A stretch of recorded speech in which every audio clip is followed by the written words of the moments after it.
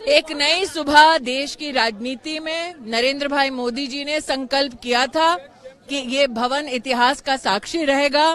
कौन जानता था कि 72 घंटों में ही इतिहास का सबसे सुनहरा पन्ना महिला नेतृत्व की दृष्टि से स्वयं राष्ट्र सेवक नरेंद्र मोदी लिखेंगे।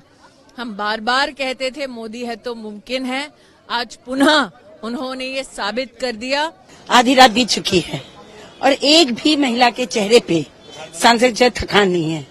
इतनी प्रफुल्लता, इतनी प्रसन्नता है और वास्तव में यही पूरे देश के करोड़ों महिलाओं के हृदय में है। जो मोदी जी ने किया, ऐसे समय पे बुलाए हैं इसको जब महिला आंदोलन ने सोचने लगा था कि अब ये कभी नहीं होगा। तो आदरणीय मोदी जी को बहुत बहुत बधाई, क्रांतिकारी है।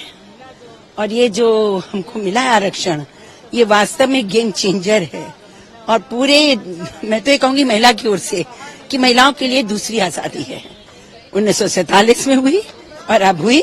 हम सभी के लिए इतना उत्सव जैसा दिन है, एक सपने जैसा लग रहा है। इतने लंबे दशकों से ये मांग थी कि महिलाओं को भी पूरा प्रतिनिधित्व, उनका अधिकार मिले। हम लोग हमेशा कहते हैं कि वे आधी आबादी हैं, लेकिन संसद में क्यों ना उनके प्रतिनिधित्व का भी एक जरिया बने, एक रास्ता बने। और हर राजनीतिक दल इसके बारे में न जाने कब से इतनी चर्चा करता था, लेकिन अब की बार मोदी सरकार ने जिस प्रकार से ये पहल की है, जिस प्रकार से एक दृढ़ इच्छा शक्ति दिखलाई है कि वो स्त्रियों को समानता का वाकई अधिकार देना चाहते हैं, और जिस तरह से सभी विपक्षी दलों ने भी इस मामले में एक साथ आकर के स्त्रियों का साथ दिया है, मुझे लगता है ये भारत के स्वस्थ लोकतंत्र का भी परिचायक है। और विश्व में मुझे लगता है ये एक बहुत बड़ा संदेश जाएगा कि भारत एक ऐसा लोकतंत्र है जहां पर हमारे यहाँ पर वास्तव में एक आदर्श समानता, बराबरी के नाते स्त्रियों कोई वंचित न रह जाए उस अधिकार के लिए। तो ये बहुत बहुत सुंदर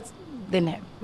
देखिए, जब आरक्षण की स्थिति नहीं थी तब भी महिलाओं की अच्छी स्थिति राजनीति में रही है। अभी की बात यदि करें तो 78 महिला सांसदें इस समय हमारे संसद में हैं और ये बिना किसी रिजर्वेशन के पहुंची हैं।